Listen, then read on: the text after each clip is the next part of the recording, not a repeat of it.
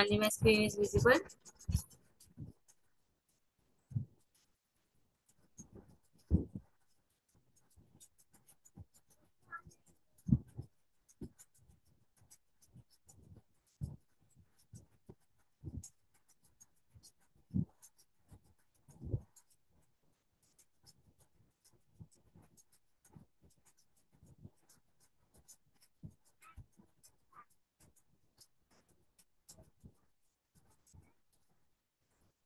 आज हम करेंगे बेटा रिवीजन।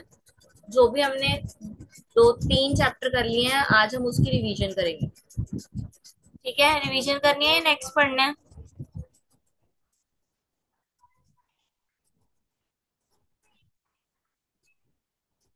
आवाज क्यों नहीं आ रही आपकी?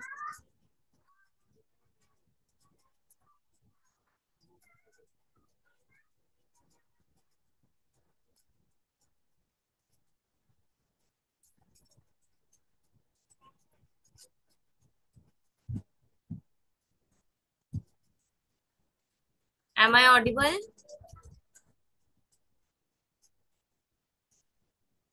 Yes ma'am. Yes ma'am. Okay okay, चलो let's start the revision.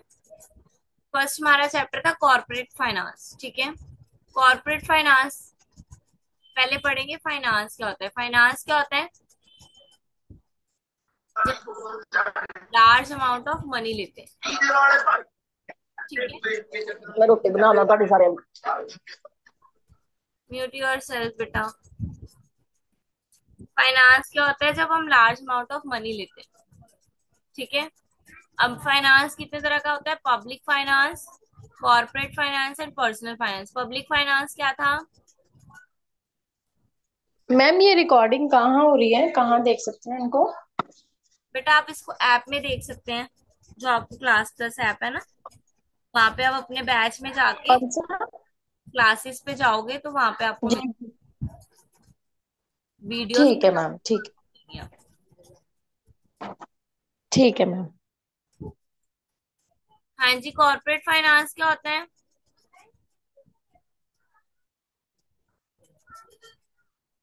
Corporate finance और पब्लिक फाइनेंस। पब्लिक फाइनेंस किससे रिलेटेड है?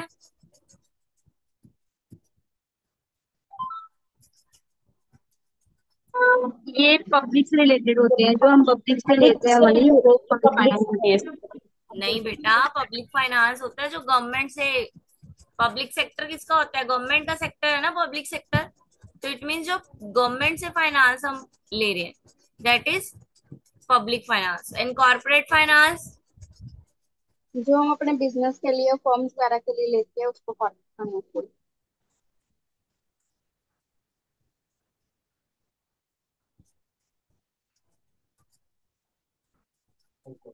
हाँ जी, funding the company.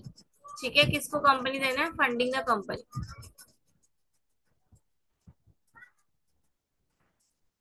Then personal finance. Personal finance किससे रिलेटेड है? जो हम अपने पर्सनल यूज के लिए लेते हैं मैम। हाँ जी, एक इंडिविजुअल का। देन कॉर्पोरेट फाइनेंस की ये डेफिनेशंस हैं। देन हमारी आ गई तीन एक्टिविटीज, जिसको हम तीन फंक्शंस भी है जो आगे पढ़ेंगे। फिर आगे तीन इवोल्यूशन। इवोल्यूशन यानी कि चेंजेस। इवोल्यूशन मतलब चेंजेस। ठीक है, ये तीन तरह के थे, ट्रेडिशन फेज से ट्रांजेक्शन फेज, ट्रांजेक्शन से मॉडर्न फेज। ट्रेडिशन में क्या होता था? सिर्फ अरेंज, फॉर्मेशन, मर्ज, ठीक है, और लिक्विडेशन। इसका पीरियड कौन सा है? 1920 to 1940। Then transitional, early 1942, early 1950। ठीक है, इसमें अब क्या देखा जाने लगा? बिजनेस का नेचर देखा जाने लगा, उसकी प्रॉब्लम्स को सॉल्व करने लगे, डे टू डे एक्टिविटीज को देखने लगे। ठीक है, देन आ गया मॉडर्न फाइनेंस।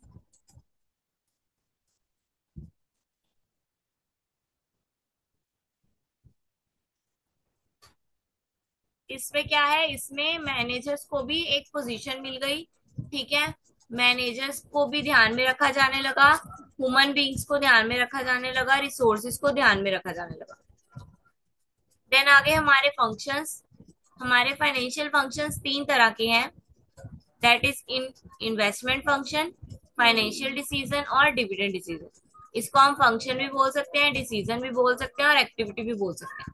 तीनों में से जो भी आएगा हमने यही तीनों लिखने हैं। ठीक है, और ये डिसीजन कैसे चलेंगे, स्टेप बाय स्टेप। यानी कि पहला डिसीजन इन्वेस्टमेंट डिसीजन ही होगा, सेकंड डिसीजन फाइनेंशियल डिसीजन ही होगा। हम एक दूसरे पे ओवरलैप नहीं कर सकते हैं। Then what is investment decision?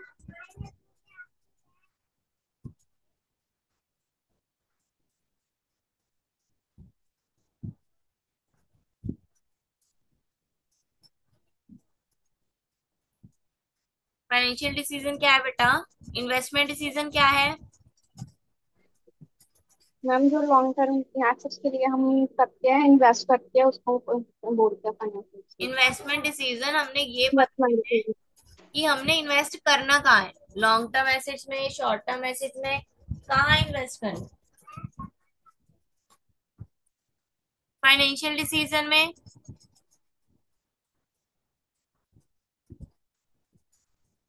Finance से रिलेटेड डिसीजन जो हम लेते हैं।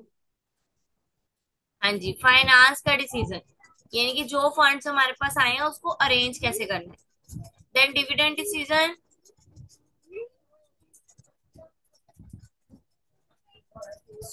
डिविडेंड डिसीजन क्या है?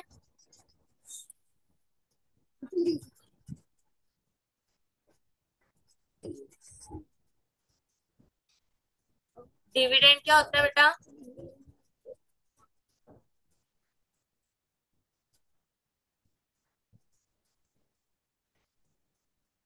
हाँ जी, डिविडेंड। मैम प्रॉफिट होता है जो हम डिस्ट्रीब्यूट करते हैं।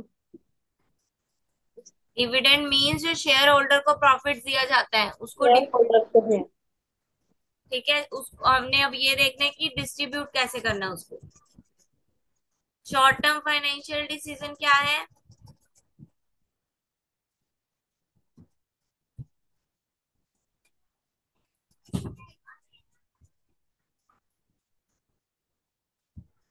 शॉर्ट टर्म डिसीजन यानी कि management of current assets. Current asset कौन से होते हैं? जो इजीली लिक्विडेट हो सकते हैं, इजीली ट्रांसफरेबल हो सकते हैं कैश में। अब रोल ऑफ मैनेजर्स, पहला रोल है फंड रेजिंग, मतलब कि क्या मतलब? मैम ये चैप्टर हो भी नहीं गया था, दोबारा करवा रहे हो? कर रहे हैं बेटा, हाँ जी। रिवीजन कर रहे हैं। Okay okay. फंड रेजिंग क्या होता है?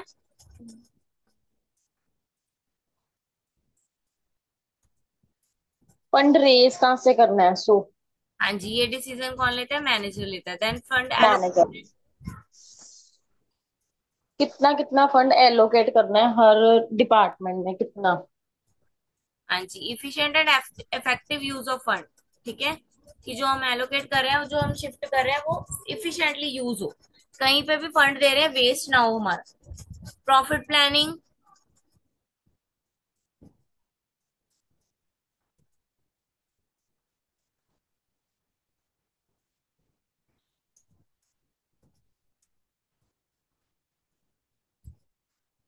प्रॉफिट प्लानिंग, प्रॉफिट देखना कि कहाँ से हमें प्रॉफिट हो सकता है।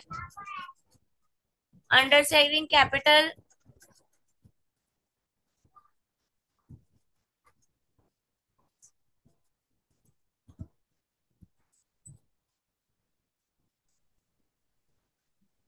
यानी कि ये ध्यान में रखना कि हमारे बोरोवर्स कौन है और हमारे लैंडर्स कौन है। हमारी वर्किंग नीड्स में इमीडिएट नीड को कौन पूरा कर सकता है।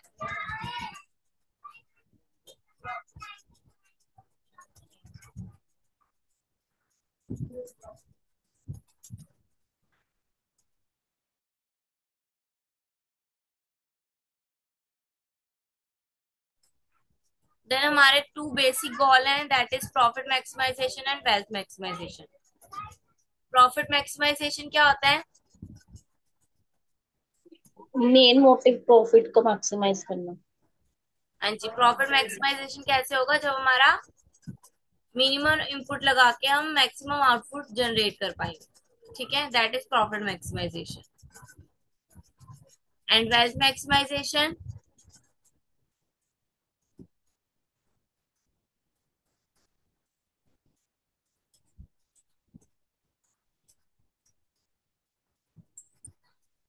यानी कि बिजनेस की वैल्यू बनाना।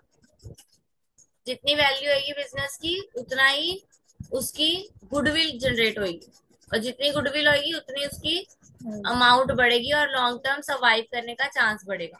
एग्जाम्पल था एक इसका, क्या था?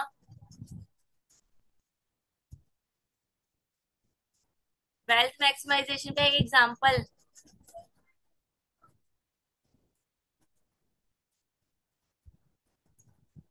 कौन सी कंपनी में स्टार्टिंग में प्राइस कम रख के अपनी गुडविल जनरेट की थी?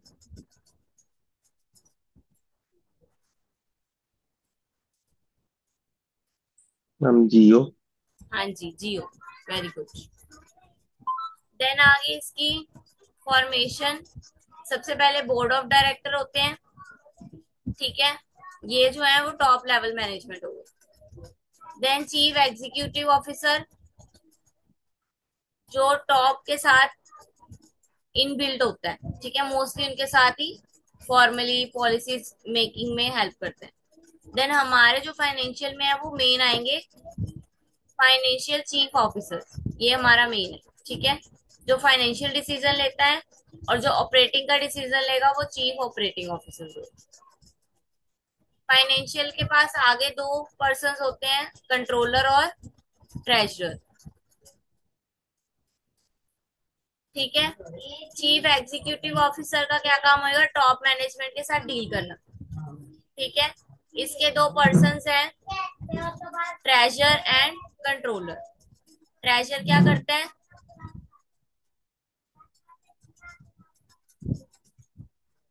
ट्रेजर क्या करते हैं? ये पता लगाना कि नीड क्या है फाइनेंस की, ठीक है। और कंट्रोलर क्या करते हैं? ऑडिटिंग, अकाउंटिंग, यानी कि जो काम है वो सारा कंट्रोलर करेगा, उसको गाइड और सुपरवाइज करेगा वो कौन करेगा? ट्रेजरर। और ट्रेजरर और कंट्रोलर को सुपरवाइज कौन करेगा? Chief executive officer, chief financial officer, ठीक है।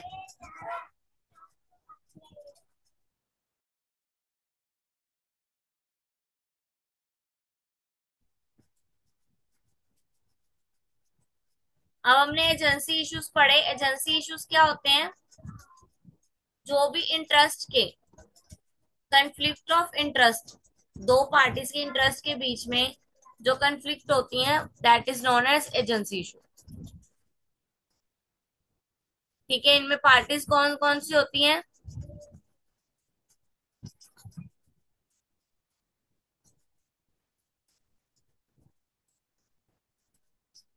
प्रिंसिपल और एजेंट, ठीक है। ये तीनों प्रिंसिपल और एजेंट की तरह काम करते हैं, इसलिए ये जो एजेंसी के टाइप्स हैं उसके अंदर आते हैं। Shareholder manager, shareholder कैटर, shareholder, other shareholder. Agency cost क्या होती है?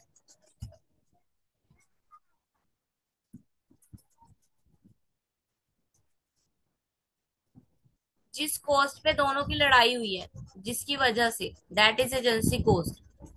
और जिसकी वजह से हमें कंपनी को रिस्क आया है या लॉस हुआ है, दैट इज एजेंसी कॉस्ट। इसको सॉल्व किया कैसे कैसे किया जा सकता है? इंसेंटिव्स देके और रेगुलेशंस लगा के। देन बिजनेस एथिक क्या होता है बेटा? बिजनेस में मैम जो नॉर्म्स होते हैं, रेगुलेशंस वगैरह। बिजनेस एथिक होते हैं कि व्हाट इज राइट और व्हाट इज रॉन्ग हमें पता हो, ठीक है। जो भी स्टैंडर्ड्स बने हैं वो सोसाइटी के हिसाब से सही है या नहीं है, that is business, that is ethics, business ethics, कि क्या बिजनेस में सही है और क्या गलत है, मॉरल प्रिंसिपल्स। ठीक है।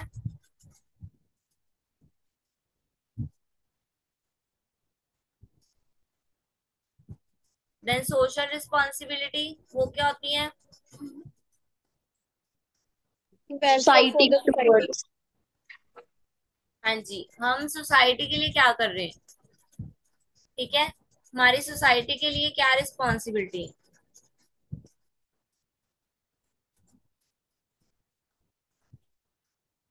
क्योंकि हम सोसाइटी के रिसोर्सेज यूज कर रहे हैं, सोसाइटी का मटेरियल यूज कर रहे हैं, तो हमारा फर्ज बनता है कि इन हम भी उनको कुछ दें।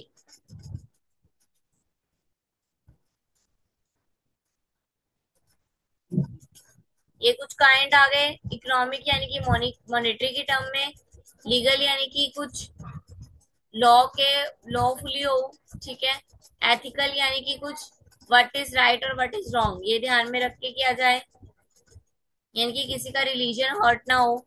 डिस्क्रिमिनेशन यानी कि ये कर भी सकते हैं और नहीं भी कर सकते, discretionary, for example charity. Chapter 1 is complete. Chapter 2 source of fund.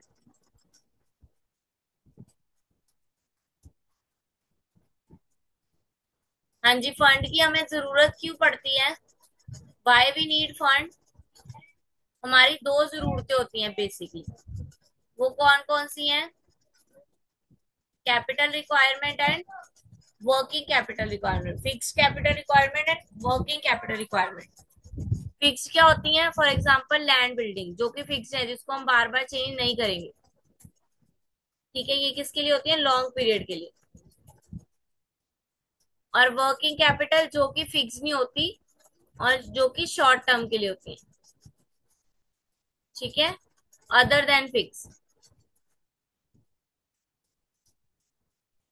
For example raw material stock, finish goods. अब सोर्स ऑफ फंड को हम तीन तरह से डिफाइन करते हैं, टाइम पीरियड के हिसाब से, ऑनर के हिसाब से और जनरेशन के हिसाब से। टाइम पीरियड यानी कि टाइम के हिसाब से, टाइम के हिसाब से दो तरह के, एक लॉन्ग टर्म, शॉर्ट टर्म और मीडियम टर्म। लॉन्ग टर्म क्या हुआ? 5 ईयर, एक्सीडिंग 5 ईयर,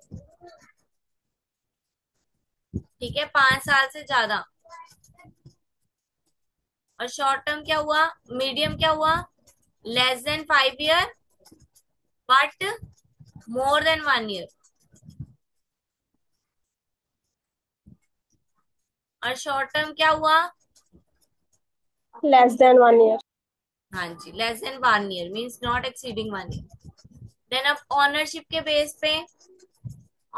बेस पे दो तरह की, ऑनर फंड और बोरोवर फंड। ऑनर फंड कौन से होंगे?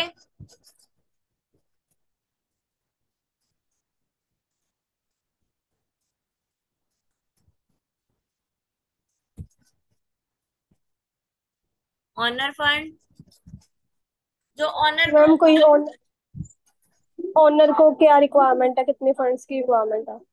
नहीं नहीं, ये है फंड आ कहाँ से रहे, किस तरह के फंड रेज कर रहे हैं हम। ऑनर लगाता है हाँ, मे बी। ओनर फंड यानी कि जो ओनर प्रोवाइड कर रहे हैं, यानी कि जो वो कैपिटल लेके आ रहा है, ठीक है, जो पार्टनर्स पार्टनरशिप डाल के शेयर डाल रहे हैं वो। बोरोवर फंड, जो कहीं से लिया हो, बोरो जो किया हम हुआ। बाहर से ले रहे हैं, फॉर एग्जाम्पल लोन और डिबेंचर्स, ठीक है, जो हम बाहर से पैसा मंगवा रहे हैं। देन अब जनरेशन के बेस पे फंड कितनी जरूरत है? इंटरनल और एक्सटर्नल। इंटरनल कौन हुए? Inside the business. और एक्सटर्नल कौन हुए? Outside the business. हाँ, फॉर एग्जाम्पल इंटरनल के एग्जाम्पल हुए अपने खुद के शेयर होल्डर, आउटसाइड के एग्जाम्पल हुए इन्वेस्टर्स, क्रेडिटर्स, सप्लायर्स।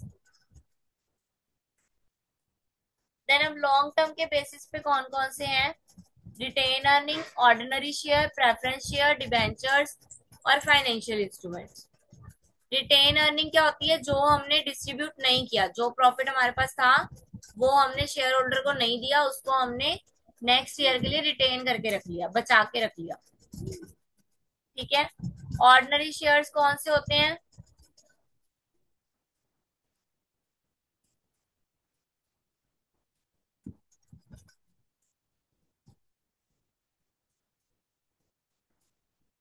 जो शेयर्स ऑनरशिप को रिप्रेजेंट करते हैं।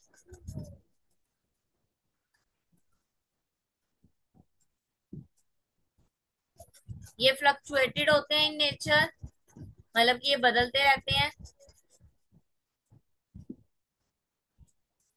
ऑर्डिनरी शेयर यानी कि मैनेजर से जो फंड रेज किया जाता है, जो कंपनी की मैनेजमेंट है, ओनर है, उनसे जो फंड्स रेज किया जाता है, that is ordinary share. Preference share, ordinary share is the other name of equity share. ठीक है, इक्विटी शेयर को ही ऑर्डिनरी शेयर बोलते हैं। देन प्रेफरेंस शेयर,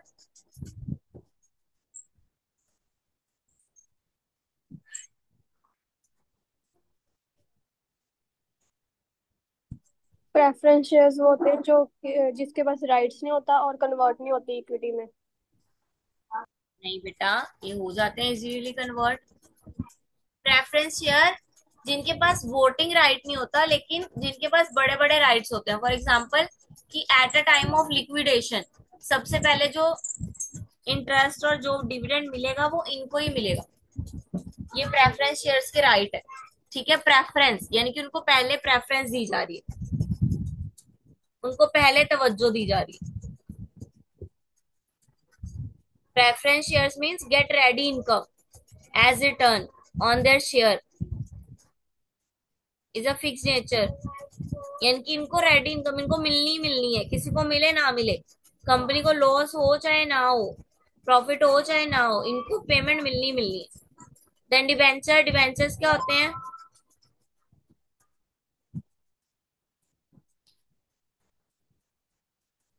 डिबेंचर्स यानी कि हम जो कंपनी से ले, जो हम पब्लिक से ले रहे हैं, जनरल पब्लिक से। ठीक है, और प्रॉमिस करें कि फ्यूचर डेट पे हम इसको रीपे कर देंगे।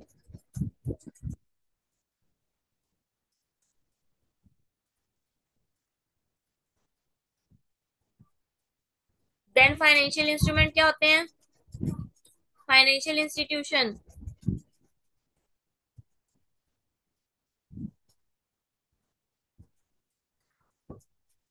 हाँ जी, फाइनेंशियल इंस्टीट्यूशन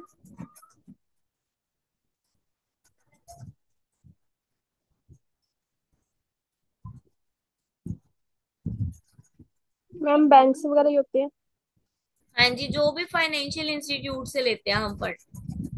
ठीक है, फाइनेंस इंस्टीट्यूट्स होते हैं, Muthoot finance, Bajaj mutual funds, ये सब क्या है? ये अलग अलग फाइनेंशियल इंस्टीट्यूट्स हैं। जब हम यहाँ से फंड रेज करते हैं यानी कि ये हमारा एक्सटर्नल फंड है।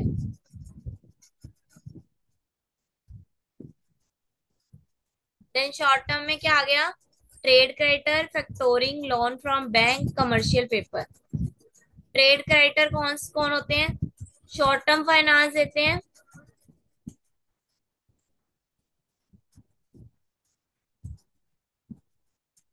जो हमें क्रेडिट दे, क्या करने के लिए? वन ट्रेडर से दूसरे ट्रेडर को पेमेंट करने के लिए, for the purchase of good. जिनसे हमने परचेज किया और उनको अभी पेमेंट नहीं की, क्रेडिट पे ले लिया, दैट इज हमारे ट्रेड क्रेडिटर यानी कि क्रेडिटर इन शॉर्ट। फैक्टोरिंग, फैक्टोरिंग यानी कि डिस्काउंटिंग ऑफ बिल, जब उनको हम डिस्काउंट दे देते हैं।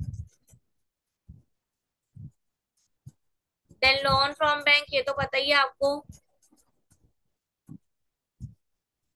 लोन लेना।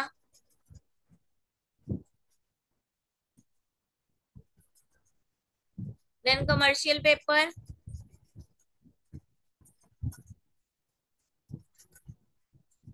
इसकी रेंज कितनी होती है? 19 से 364 डेज ही होती है, यानी कि वेरी शॉर्ट टर्म होते हैं ये।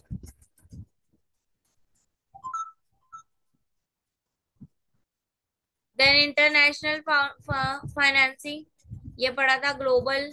ठीक है, बाहर से हम फंड रेज करते हैं ग्लोबली किसी भी बैंक से। ठीक है, अगर अमेरिका से करेंगे तो वो अमेरिकन डिपॉजिटरी शिफ्ट हो जाएगी, इंडिया से करेंगे इंडियन डिपॉजिटरी शिफ्ट हो जाएगी। फॉरेन करेंसी कन्वर्टेबल बॉन्ड, वो बॉन्ड जो इजीली कन्वर्ट हो सकते हैं, that is foreign currency convertible bond. Then कुछ फैक्टर्स आ गए जो इफेक्ट करते हैं। हाँ जी, बताओ कौन कौन से फैक्टर इफेक्ट करते हैं।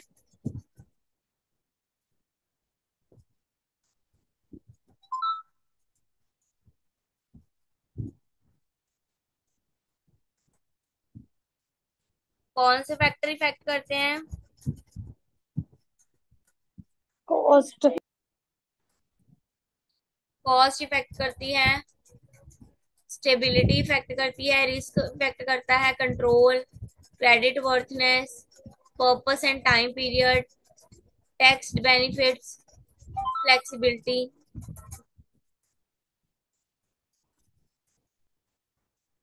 हाँ जी, इक्विटी शेयर्स क्या होते हैं, raising of fund long term for the company. ये कौन करता है, कंपनी होल्डर्स, जिनके हाथों में कंपनी है वो। ठीक है, इसको ऑर्डिनरी शेयर भी बोलते हैं। टाइप क्या है इसके, अथोराइज्ड कैपिटल कौन सी होती है।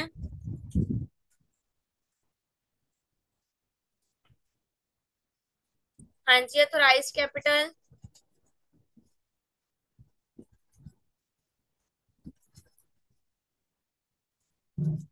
कंपनी को मैम अथॉरिटी होती है कितने भी शेयर्स इशू कर सकते हैं। हाँ जी, देन इशू इशू कैपिटल।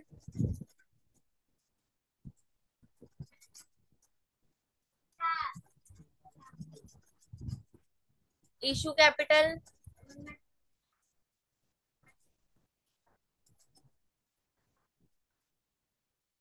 ये मैम ऑथराइज कैपिटल का पार्ट होता है जिसमें से कंपनी को ऑफर्स आती है इन्वेस्टर्स। जितनी हम, हाँ जी, जितनी हमने ऑफर की है कंपनी ने, ठीक है, जितने के लिए लोग एलिजिबल हैं, सब्सक्राइब।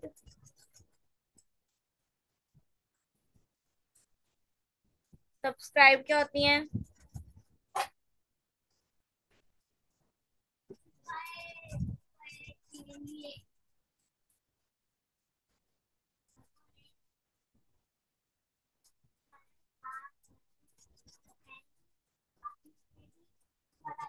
हाँ जी,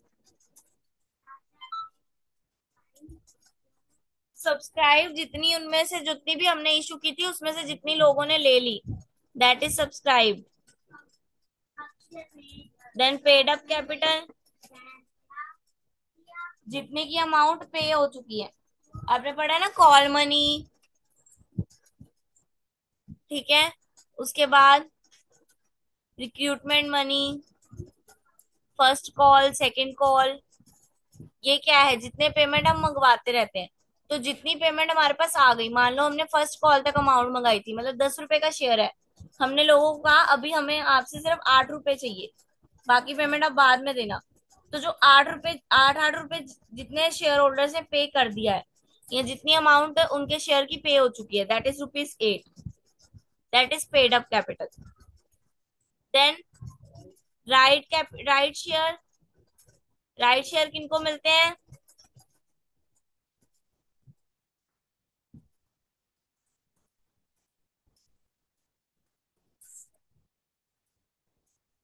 मैम जो एग्जिस्टिंग शेयर होल्डर्स होते हैं उनको। हाँ जी, देन बोनस शेयर, वो भी मैम एग्जिस्टिंग शेयर होल्डर्स को बोनस दिया जाता है। बोनस के रूप में कैश डिविडेंड दिया जाता है। देन स्वेटेड इक्विटी,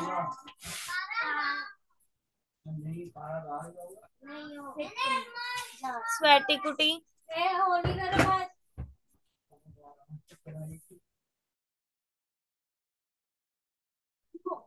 ये भी मैम उनको इशू किए जाते हैं एग्जिस्टिंग एम्प्लॉयज को। हाँ जी। देन प्रेफरेंस शेयर्स,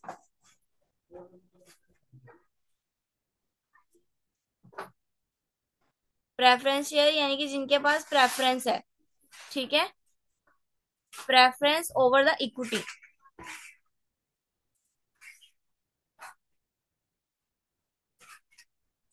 कब कब मिलेगी? एक तो टाइम ऑफ लिक्विडेशन, और एक रिजर्वेशन इन देयर कैपिटल। ठीक है।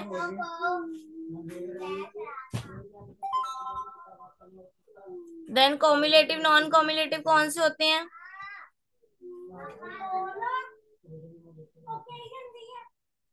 हाँ जी।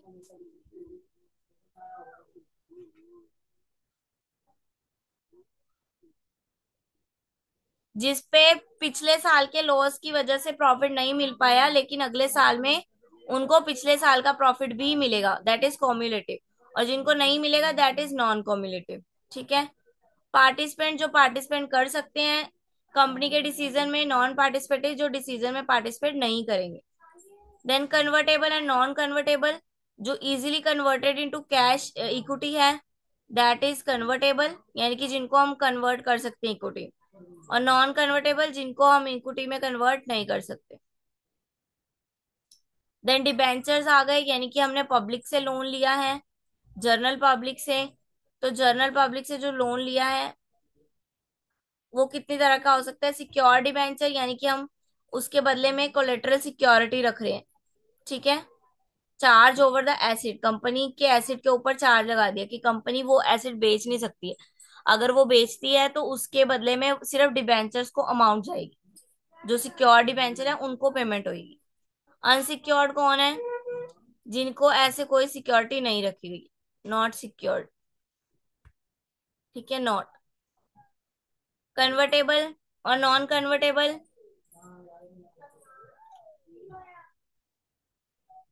जल्दी बताओ। कन्वर्टेबल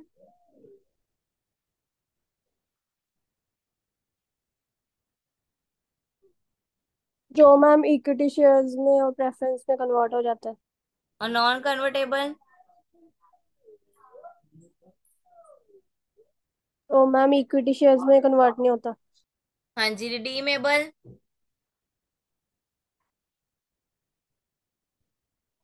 रिडीमेबल में मैम कोई सर्टन पीरियड होता है। हाँ, क्या करना होता है सर्टेन पीरियड के अंदर?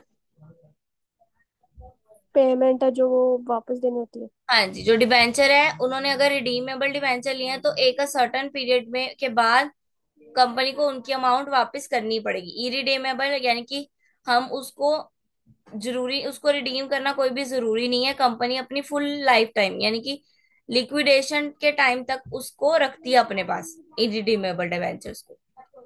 देन रजिस्टर्ड, रजिस्टर्ड कौन से होते हैं? जहाँ पे हमारे पास रिकॉर्ड है, name of the holder, number of debenture, type of debenture, ये सब रिकॉर्डेड है, तो वो रजिस्टर्ड है। जिसमें कोई भी रिकॉर्ड नहीं लिखा रखा जाता, ठीक है, does not have the name of the debenture recorded, कोई भी रिकॉर्ड नहीं रखा गया, जिसके भी हाथ में है उसी को ही दे दिया जाएगा, that is bearer debenture. Preference debenture, paid for.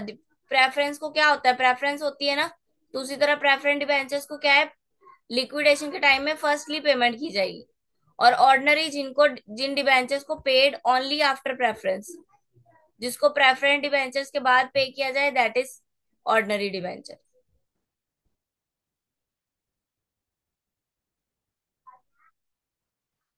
Equity finance and debt finance क्या होता है? इक्विटी फाइनेंस यानी कि ओनरशिप की कैपिटल,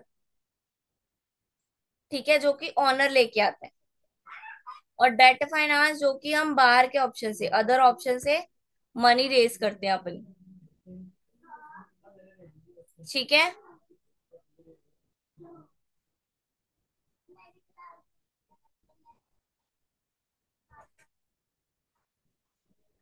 हाँ जी, पूछो अब। Have you any doubt?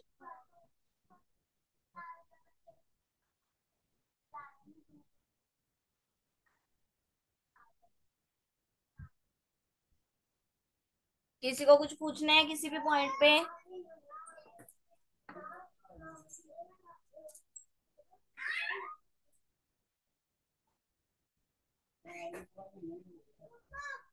Ma'am आज ये शेयर कर दोगे?